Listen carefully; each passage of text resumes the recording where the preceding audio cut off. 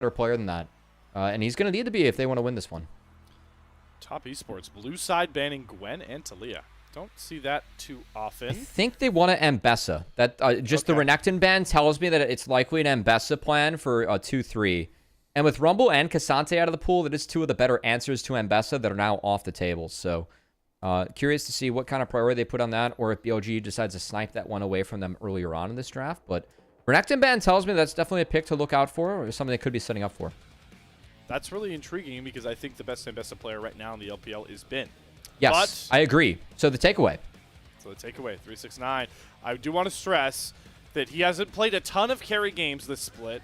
And in those carry games, he's been fine, I would say. The Aatrox is 1-1. The Gragas, I guess, doesn't really carry. He's just outside the tank sphere is what I want to say. He doesn't have a ton of time on outside tank picks, and he doesn't have a lot of success on those right now. So this is a big call. The TES opportunity. Lock in 369 and Bessa. What does BLG want to turn back with the R1-2? Are they just going to lock up the Lovers duo now? As critical as I've been at times of On, I have never been critical of his Rakan. He is a good Rakan player. And we've seen On have some decent moments on this champion. Will be his third play on the Rakan for BLG. He is 2-0 through 3 series on the pick himself. So Lovers duo secured. I got to say, that is quite early. I'm with you, Slayer, because I think Xayah struggles into range, and I've really seen the rise of, hopefully, a Jinx. I really like the Jinx in the Xayah matchup. I think that range is the answer to this. So wondering if JackeyLove can find some of that later on, as it looks like they're going to take that snap engage early on. Yep. Mid-jungle duo secured. Going to be some Wukong Annie. That looks good to me. Good setups for public execution, right? You just want to knock up, stun them up, and let 369 find an angle onto the back line. The Xayah, though, does get a lot more value, I do think, picking it early. You kind of dare them. So now this, Tipper stun, Cyclone. Elk's going to have a bit of a buffer, and now you get a tanky front line. Bin's going to do a fun little job called stand in front of Ambessa every fight and pray that I catch the public execution. We'll say that we haven't loved Bin on the Scion. I think it's not really just Bin as a player. Like, I think Bin's Scion as a player is just kind of fine, but he's just spectate. Like, he's a spectator on this champion, right? It's not as good or proactive as some of the other Scions that we've seen. I think that he just kind of does his job. So we'll see. I mean, he's got a Xayah and Elk. See if he can do his job in this one. Definitely into Annie. I think Scion specifically really nerfs Annie as a pick, just because Annie cannot deal with Scion at all. It has to be backline hunting for Creme. So important that Top Esports can stay ahead in this game so that they keep control over the map and set up angles for this Annie. We'll have to see. Moving into the second phase of bans, though. You can see JackeyLove's pool get continually pinched. I did want to shout out, I like that Kalista ban.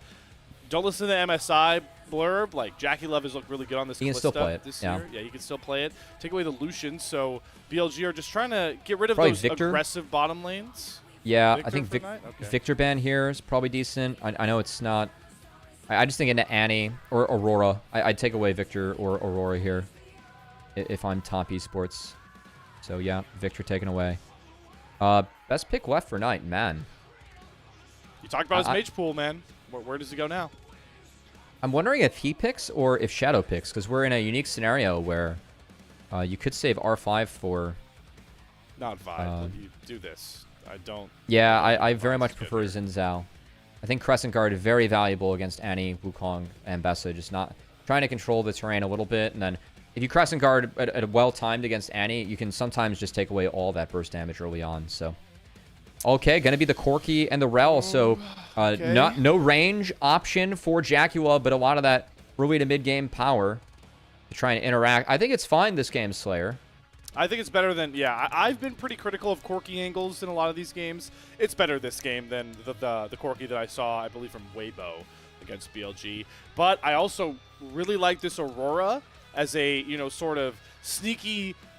This is the flank angle, right? Because you draft the Bin to be the big front line. You're trying to catch all this damage, soak it up with the Xin Zhao, with the Scion. Knight can get crafty with this between world and really threaten JackeyLove, because I do think this Corki is in a good position until that Aurora came through. Scarier position to be in. Yeah, so for me, Corki struggles in games where he can be outranged. I don't think that's necessarily an issue as much in this one.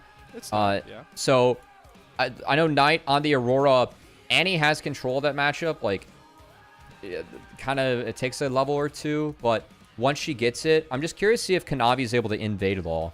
Because for me, top esports, like, I think they kind of get outscaled. It's weird. Like, they have to deal with a Scion later on, but of course you have Mbessa, Wukong in your team. So for me, part of it comes down to better execute, but I think I am worried about Scion later on.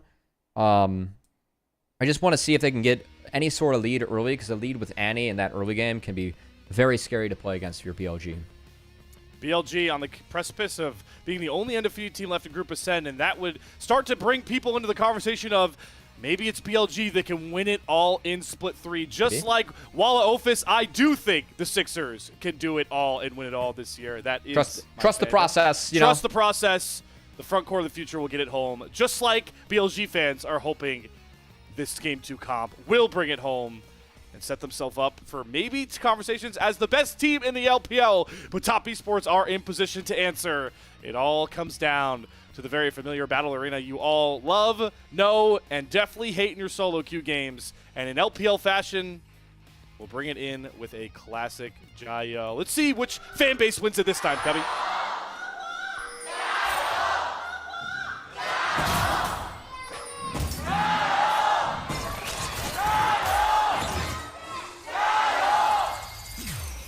All right, new theory, Slayer. Okay. The fan chants are just red side bias because they know that the blue side is a 60% win rate here in LPL. Okay. They're trying to counteract it. You know what we all... Oh, hold on. All right, it's I'm not not real, falling it's for this. Yeah, it's not real. It's not real. I want to revisit something we talked about Game 1, Cubby. AI lost to the humans in the voting last time, if you remember. True. TES? They hated the Ziggs mid. They did. And boy, were they proven wrong. So AI's not that smart yet, folks. Don't get too scared. It's definitely not. I have been critical of those graphs for the entirety of it. But hey, BLG, I thought they had a harder draft to execute last game. They played it really well this time around. A lot simpler when you're playing, Xayah, Rakan, Scion. It's about this front line holding and making sure that your feather rips are big. I do think that Top Esports do have some ways for their melee engages to play around some of these feather rips. Gets the flash out of Elk. Can they get enough damage back on the tree? He's going to cleanse the ignite, burn the heal barrier. All these summons being dropped. Level 1. Song gets flicked back over Hong. Elk stepping up a little bit too far for this Gatling gun. He's going to take Morado and just give first blood. Head-scratching start to the bot side. Rel, level 1, very powerful, especially into Rakan. You can see it was a quill start for the Rakan, which is a little bit interesting with Xayah Rakan, because if you go W start, like you have synergy with your kit, right? You can empower Xayah's W as well. Instead, it was... I don't think if that was the right level 1 start from On. I know that it's Elk that died, but if you go Grand Entrance in that, you're at least able to interact a little bit. Or at least buy some space against JackeyLove, but... ended up looking a little silly for Elk after he had a dominant Game 1. Yeah, I think once you lose both your summoners, trading is kind of off the table for you. So I don't know what's going on here anymore. 007 mission was snuffed out by On.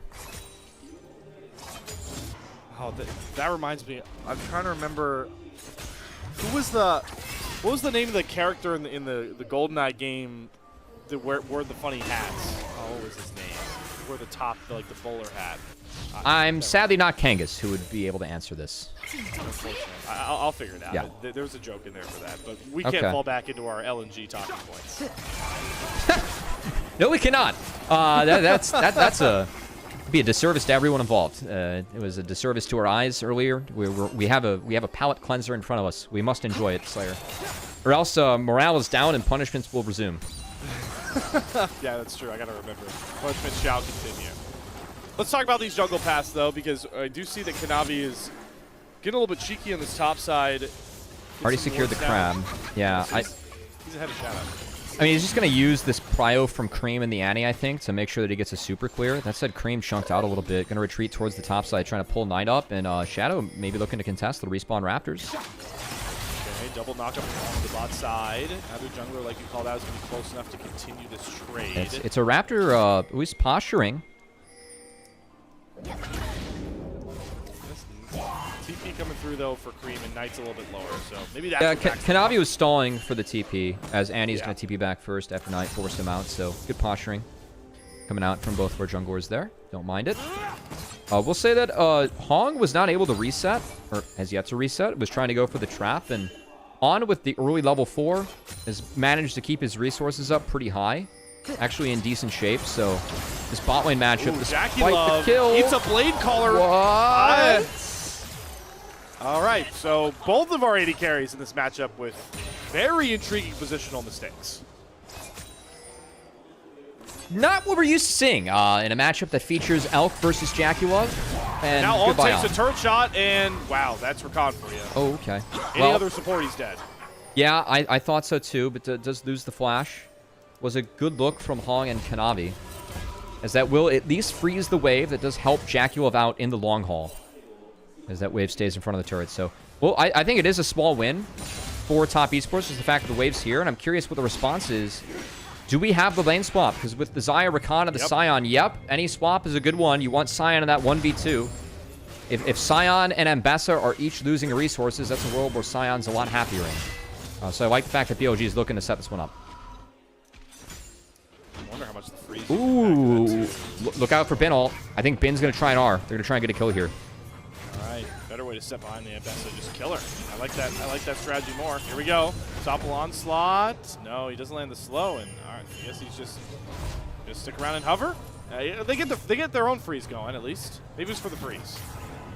Yeah, he doesn't want to pull the creeps in because then Sion won't be able to base. Bin was able to base as What's up with what is it with Tibbers? Tibbers? Yeah, Tibbers. Yeah, I don't understand. Creme, you never want to be in the same combos with High Chop and anything, buddy. It was Angel missing, but still. Awkward. Yeah. Just unnecessary shots at High Chop. You know what, Slayer? I appreciate it. I mean, I didn't know you were trying to appeal to me this much. Oh, no, it looks like Glaze now. Damn it. But no, that's a good point. What is with these? That's what we were talking about. The Tibbers, right, guys? That's what we were talking about. Yeah, we've seen a couple Tibbers, 2 or 3 Tibbers go sideways today, and that's usually not an ult we're used to seeing go sideways in League of Legends. That said, also not used to seeing our supports landing with our top laners, but Hong using the Spellbook TP to get up top. Support the Ambessa. I still think this benefits Bin on the Sion. Experience gap now in favor of Sion and Corki. Is this the trade we want as Top Esports? I'm going to blanket say probably not. Because Sion can actually push around the Ambessa if you do get accelerated in terms of levels and items, which it sure seems like Bin is kind of getting to that point now. If this lane stays like this for a while. Oh wow, that was just fighting 369 double fail, their pullback. That blade caller. And the bottom lane is out trading a top lane support combo. The junglers are invading each other, by the way. Ult advantage to Kanavi. Shadow still likes his odds because Bin roams over first from the turret. This game is so weird, and somehow Kanavi's going to make this 1v2 work, pick up the kill. Now JackeyLove's here. Bin is not tanky enough to even find this trade kill. The split 2 MVP making the difference, but here comes the goal in the left hand. 9 over from the mid lane, picks up the first kill. JackeyLove, can he find either one of these trades? He wants it. The decimating smash going He's got forward flash. with the Gatling gun. Knight, though, goes invisible, and now JackeyLove has to contend with the Bin tank. Pops the barrier, gets the rocket off. Creme finally coming over. He's going to flash over with the stun, but the grasp auto comes through. That's feats of warfare for BLG in a continuously weird game 2. Yeah, I think the grasp auto was a good call out by you, Slayer, because I think JackeyLove didn't think he'd go down to an auto attack from Sion. Of course, did have the flash and could have broke vision. Was trying to bait for Annie. JackeyLove always our min-max player. Unfortunately, not able to max things out there. As I really felt like he could have had Knight. I think there was a window where he had flash and Knight did not. Yeah, why Which I want to check in our spectate, because JackeyLove had flash available through all this. As Kanavi, I mean, the level 6 was the big difference maker here. You called it out as well, Slayer. That helped him get through. And then Knight, I know he has flash and spectate. I don't think he had flash available, though, for this fight on live. I saw the line. I saw it kind of coming back off cooldown. Well, they're showing yeah, you can see that he had flash. I mean, again, I'm with the LPL observers. I think they're showing this and then for the auto. Let's see where the auto was at. Yeah, it was a hunt. It was the auto Q. He weaves in a Q as well. Okay, we return and there's more fighting. Live. Kanavi's dead. Kanavi's dead. Top, we got to give grubs now. I want to see how that one happened. No, Top can still play this. They have Annie. Okay. All right, they do have Annie. And Unstoppable Onslaught. Yep, it's a 5-man, so Bin's going to deny. Cannot play it anymore. Pick up the grubs. Bin, 1 versus 3, just chilling, man. This guy's got a lot of health. Okay, maybe Is not he? that much health. Maybe not that much health, Bin. Okay. So what happened to our clean League of Legends of Game 1? Where did that go? I don't know. Oh, it's not over. No, it's not. No, it's not. Shadow has flash. Shadow's fine. Okay. And Hong misses. Where did my top 2 teams in the LPL go? I want them back. Give them back. I mean, this is part of the fun of LPL Slayer. We got some chaos. It's okay. I do think that some of the benefactors of this gonna have to look at Knight and Creme, as both of our mid laners gotten kind of ahead. Gonna have Knight doing a decent job of harassing 369 out of here. And I do think that each of these mid laners is kind of their goal, especially if you're Annie, to empower your jungler, open things up for Kanavi.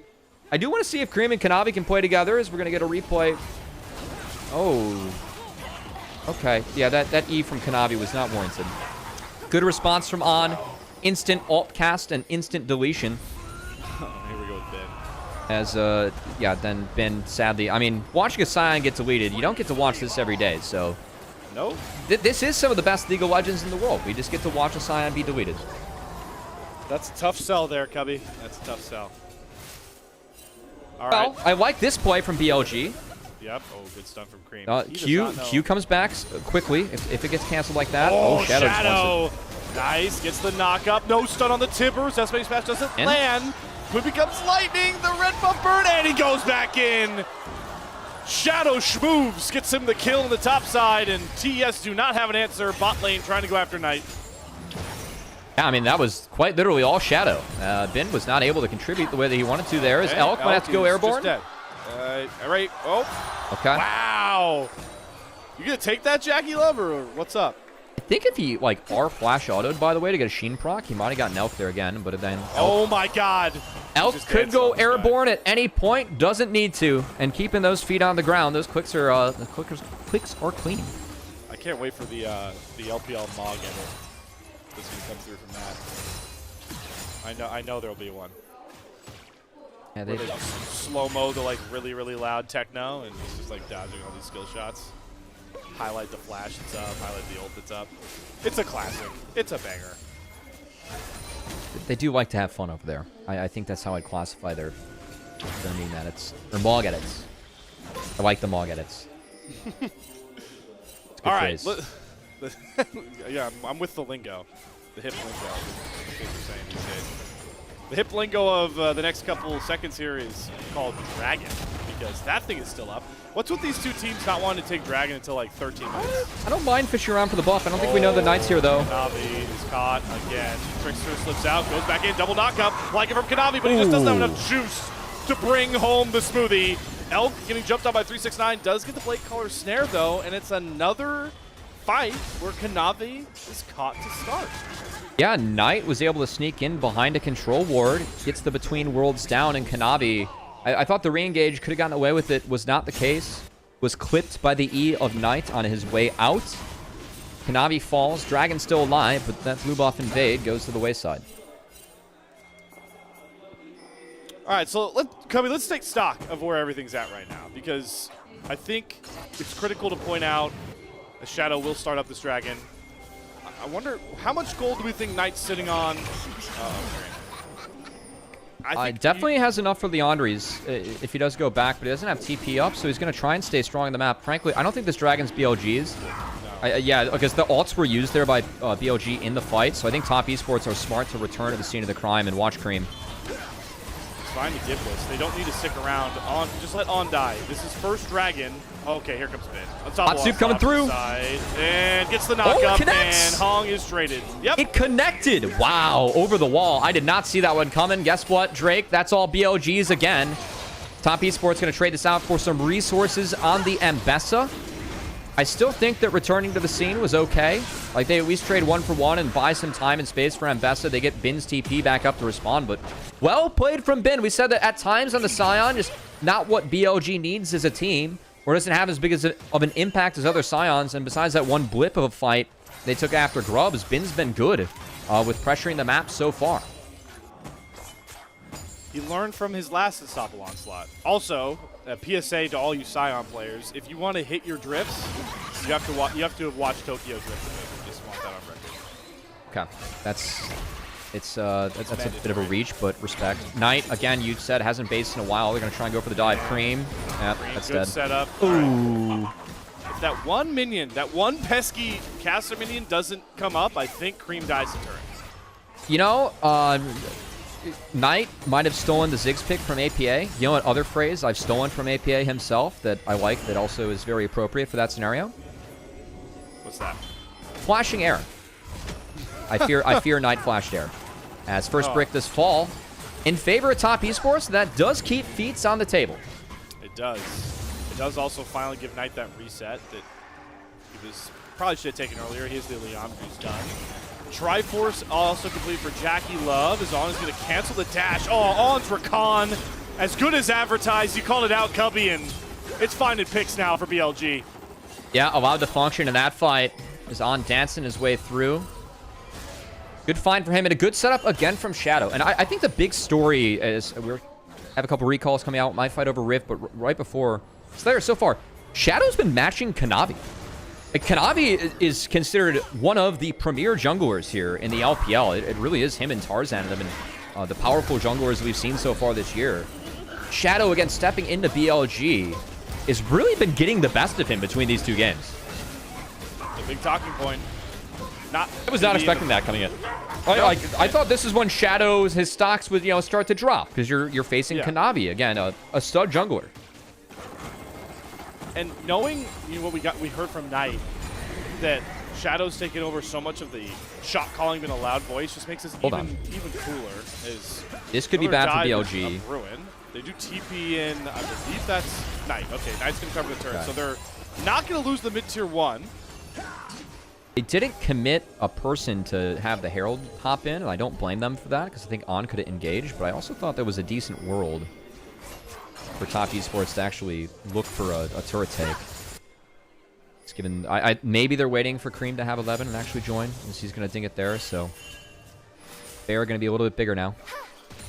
The Linket's completed for Creme as well, so you get that combat Tibbers value. One other thing I want to point out, it was a talking point with the Scion stuff, right? That Bin has been a really impressive Scion. Up 800 gold over 369 to Besta. That is pretty massive, I would say, for the lane state he was in, especially early before the swap came across. Yeah, I mean, I think that his game impact's been big. I mean, he's currently sitting on 2 items, and 369 has not based in a while, but gonna need to now, because he definitely cannot hold a candle to this Scion. As Hot Soup coming through. Goodbye, Wave. Hello, teamfight.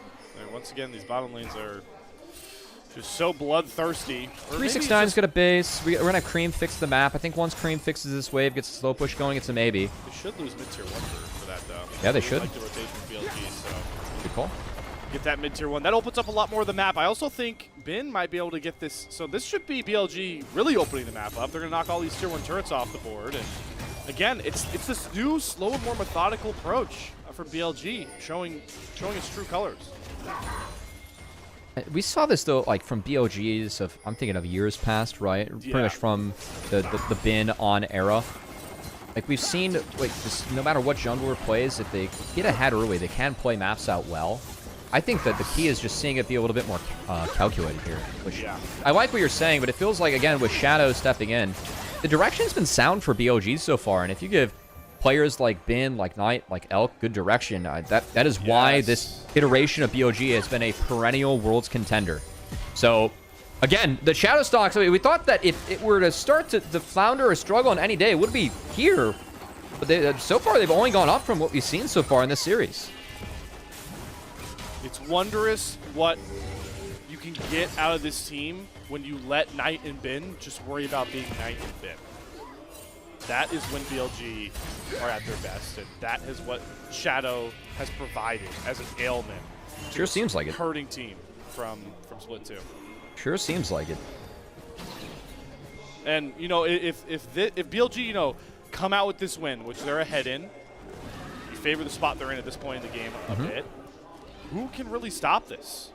There's only one team that could potentially I cannot believe that we're gonna say it's got to be AL in form, but also the other team would probably be IG, which is crazy to think about. Yeah, I mean, good luck selling that. Yeah, well, feet secured for BLG. That's like trying to sell Samoas to a neighborhood allergic to coconut. We'll see. I mean, I know that IG has really not been able to topple BLG yet, but hey, man, the Shy's giving me hope. Oh, you sweet summer child. He has played good the last 2 splits. No, he really has. He has. He's been very good, but he's giving me hope. We're forgetting the other 4 members of that team. That's okay. We're going to see what happens. I mean, it could be just way revenge game, because as a sports fan, you got to respect the revenge games. You do always have to respect the revenge game. That's a good point. All right, let's take a look at what the scope of this bottom side of the map looks like, though, Cubby, because we do have Otacon spawned down there. A lot of the team's priority. Get a look at the items coming back up pretty soon here as well. Both TPs available to these top laners as they just trade waves, which, again, Ben's got to be happy about because his top lane tier 1 turret's still up. All right. Yeah, that matchup can be a little bit different now that Black Cleaver's in possession of 369, but Shadow has also come up here. Ooh. Oh, the slow chilling smite comes across. 369's just dead here. He can probably execute. Oh, maybe I spoke too soon. And Best has 5 billion dashes. Shadow has to commit his flash. The Mad Lad dash is done. Shadow picks up that kill. Great play. There's nothing else going on the map right now. BLG is able to play max defense. And they get the punish off the Suisaw lane state. It might be mid-out or falling, but I think this is well worth it. BLG should give this and be happy giving it Hong. Okay. Hong, all right. Gets Cleansol out of the Zaya. Hong also chunked pretty low. Like that creative angle out of Hong. I mean, at least if you're top esports, you can punish a Shadow Flash, you can punish Elk Cleanse being down. I do think that this game, not being very volatile, has in a way hurt them, just given Annie Wukong and how they can really stomp on summoner spells being missing in a very effective way. So at least they have something to play off of now. But these side lanes, like Annie, this is the point of the game where Annie really starts to fall off. Like, you don't win these side lane matchups into Aurora or Sion anymore. Nope. If you see Sion, you want to run for the hills immediately. How much does this game state feel like the spot we were in game 1? The more you talk, the more I feel like we're in a spot. I'm kind of concerned. You haven't seen top esports pull the trigger fast enough in this game, and now with this one, Kanavi split the choke. Look at Ben. Hong didn't go in. Ben is just holding TS completely out. Yeah. They can't walk past him. Creme go for the flash, gets the huge tippers down. Public execution comes across here. There's the dive comp. Finally clicks into place for TS. Knight's dipping and dodging around the between worlds, but he's using it defensively to buy space. Kiting back away from 369, gonna flash away over the wall as the Blade Caller hits on a JackeyLove and Creme. It's Creme to the rescue again, just like the last fight from TS, but are they pushing too far forward? Because Ben has a ton of health, setting up Elk to get these Blade Callers back down. Has to flash over the wall as he does trade 369 out. TES nearly threw away their huge fight window.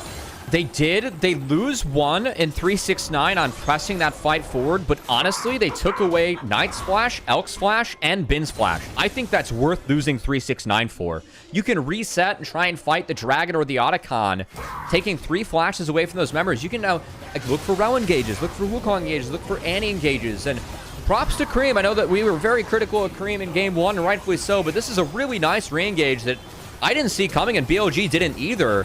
As they funnel into the choke, the 3-man combo comes in. On and Shadow get chunked, and 369 able to have a good follow-up in a way that really splits the fight for BLG. And despite the best in terms of Knight's heroics, that rip from Elk wasn't efficient enough. He really ends up playing out a pretty good fight, but he can only be so efficient in the fight because Top Esports took their time in trying to find the collapse around this Zaya. As we return to live, looks like Hong did lose his flash. As Otacon being tapped by BLG. This is a little ambitious. They're trying to get 369's TP out for sure. All those key ultimates are back up online, though. They're just relying on Ben to hold the front strong. They can't Otacon, see they the can't HP. See it. 5K, below 5K. They gotta go.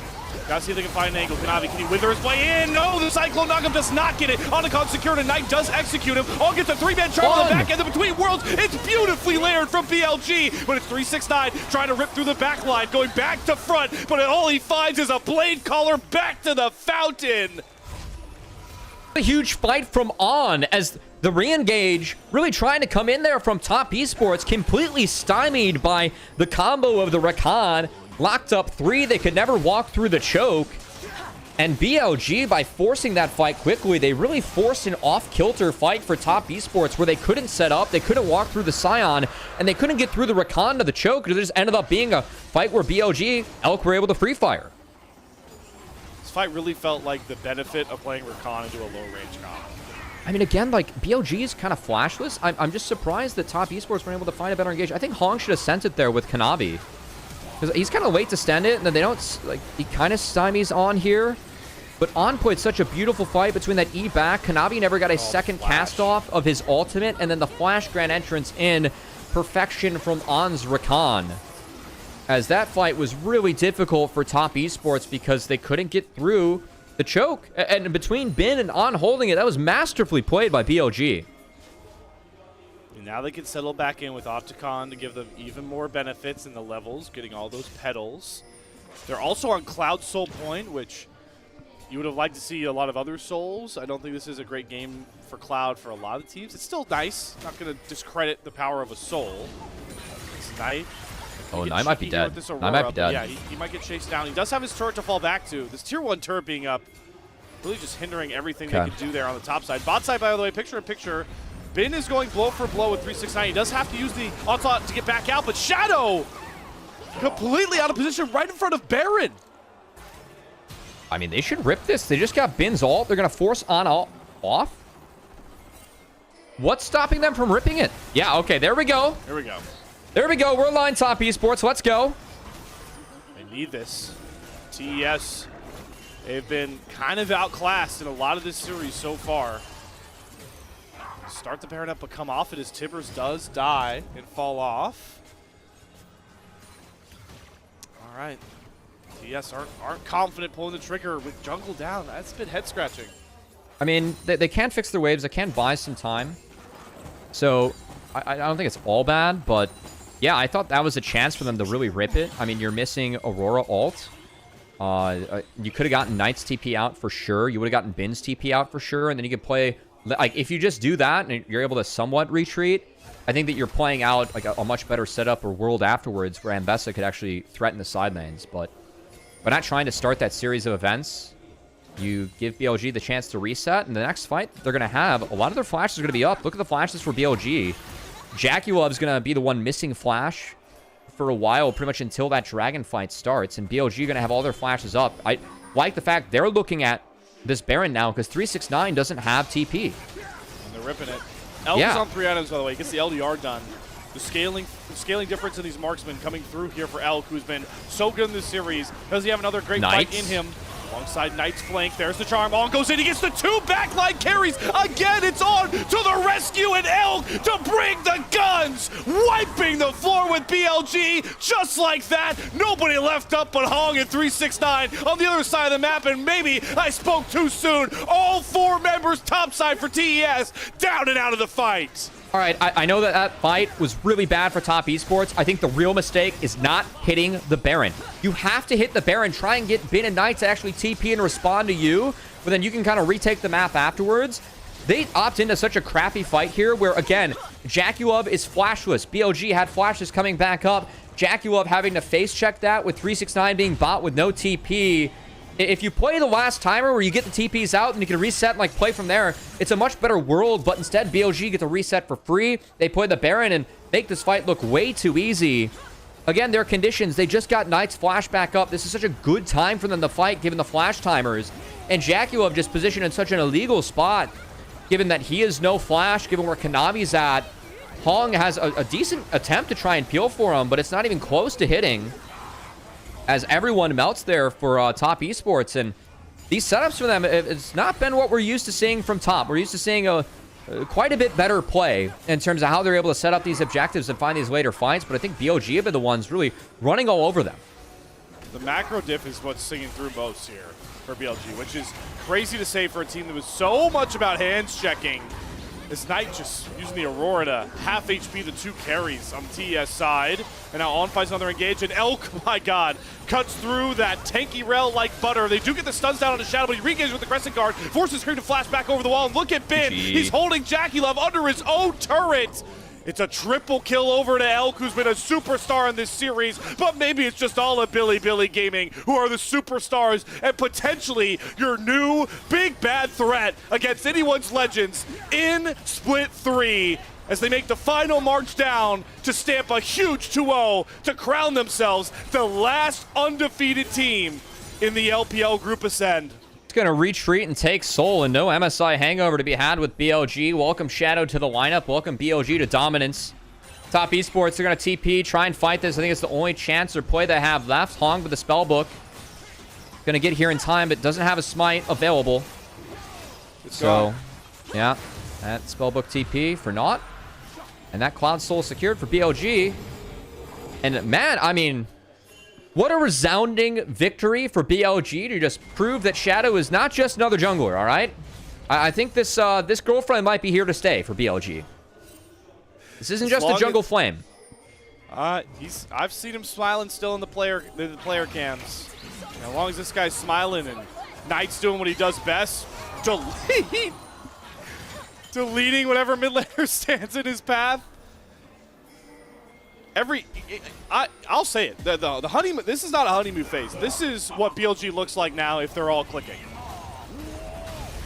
Oh, here we go. Oh boy, goodbye JackeyLove. Yep. Sweet JackeyLove. Good luck playing low range Corki. That's exactly what happens to you. This is just one final fight to show off all your big damage if you are BLG. Wow. And that will do it. The final ace comes through. Welcome in your final undefeated team of Group Ascend. Welcome in your true challengers to the title anyone's legend brought in Split 2. It's the new Shadow-led Bilibili Gaming. A little mid gap in that series, Slayer. I think a little AD gap, a little team gap overall as BLG showing that their new addition of Shadow more valuable than the addition of Hong for Top Esports and proving that they are the team to beat undeniably now in the LPL. Ooh-wee. Talked about it. No MSI hangover. I'm seeing smiles. Knight smiling. That means the team's smiling. That's the most important smile. That's the most important thing, Shadow. Make sure your mid laner smiling there, buddy. I've seen other people in that seat, and I've seen their career paths. You got to smile, and your mid laner's got to smile. That's the best thing you can do to stay in that seat. And to be fair to Shadow, the other best thing you can do is look damn good on the Rift, what Shadow has done with this BLG squad. I mean, this team is playing good. You said mid gap, AD gap. Team jungle gap. A little bit of jungle gap too. Yeah, a little bit of jungle gap too. That's our Split 2 MVP there, Cubby. Yeah, well, my Split 2 MVP was Knight, so, you know. He was the MVP of this series, to be fair, as well. He was. Yeah. Again, we always the thing that's different for me is we always knew that Knight could, gap mid lane. We saw times where, Elk played this well. Bin was just always a rock in the top side. This happened at different sparing points. What I still am just going to campaign that's different about BLG is their approach to games is vastly different than Split 2. It's not the same right now. I think it is just so, you said it best. It is calculated. They are clinical and calculated right now in Split 3. I think that is, in the past, like, BLG, for me, what has made them a terror is that it felt like whenever they got a lead, they were so efficient in closing out those games. Like, it wasn't just the individuals being sick. Like, that's what got them the lead. It was then, as a team, like, the decisions they made. I thought this was the best Baron team in the world when BLG was at their peak. Like, they would get Baron the way they deploy and just shut down maps, like, with one Baron. It was stupid watching the things that they would do. We just haven't really seen that from this squad of late. But, man, it feels like with Shadow, some of that calculation's back. Both games were wrapped up very cleanly. It feels like that they have a better idea of how and where to play with their power curves. There's a big thing where, like, in the past, BLG, I mean, this team is so good. Sometimes I feel like they really disrespect power curves. There's when and where to fight, and they could get away with it with how talented they are. Now they're getting those things right, and their talent is what has them putting away teams like Top Esports and making it look easy. And it's just top to bottom, right? In different sort of facets. And the way I want to spotlight that is with Bin. In this series, Bin plays a Pog-worthy Rumble, where He plays, you know, a carry. He's a carry. He gets a lead. He impacts team fights with a ton of damage. The second game, I mean, 369's at Bessa. When did we ever see it have any like huge motion? That one Creme triple tipper stun. Outside of that, I mean, the Scion's what made that in Bessa fall pretty silent, at least in the laning phase, and mostly beyond. Yeah, I mean, I think that 369 is the last person I talk about when it comes to top esports and this series and this game. I think it was a bit of a stinker series from JackeyLove, sadly. And also Kanavi and Hong. I mean, I thought that there was a real team gap there. And Creme, yeah. And Creme. 369 is the least of my concerns. That was a solid just 6 day for him. And if I'm the coach, I'm talking to him last. Yeah. Or not at all. I definitely didn't want to... Yeah, I definitely was using that point to discredit 369 more as, like, prop up that Ben is... Well, because... Not wrong, yeah. Well, even in, like, the one question for Ben right now is Scion games, and this was, like... This was a good Scion game. He had a terrible Scion game in the last series where they lost. Not last series, the last time he played it. This was a much better Scion game. This was a much better Scion game. Again, I think sometimes with Ben, like, I think he plays Scion okay as a champion, but sometimes just doesn't impact the map enough, or, like... the team doesn't play with it well enough. I thought that he played it really well that game. And yeah, I mean, another very convincing gold graph. Guys, this was BLG just making it look clean against top esports with the 2-0. I love how Knight's playing right now. I know that Knight himself felt like he didn't do enough for this team at MSI in order to lift those trophies or even lift the LPL trophies last split. And now the form that Knight's been in so far this season has honestly been pretty terrifying for this split. So good to see. I hope it continues. For top esports, it is not getting easier from here, Cubby, because they next play.